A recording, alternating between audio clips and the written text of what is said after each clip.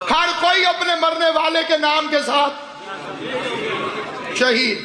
मुसलमान तो सारे ही काबिल एहतराम है। मैंने हिंदुओं को भी देखा है, उनकी खबरें सुने ना जनाब, वो कहते हैं सेना के इतने आदमी शहीद हो, रामदास भी शहीद, नथुलाल भी शहीद, चंद्रबहान भी शहीद। अब कैसे पता चले कि असली शहीद कौन है? मानी साहिबान ने तो ये भी लिखा है कि जो ज्यादा हलवा खा के मर जाए वो भी शहीद है। पाकिस्तान में भी एक वाकया हुआ था, एक जहाज बहावलपुर के करीब तबाह हुआ था, 29 के लिए हलाक, एक शहीद।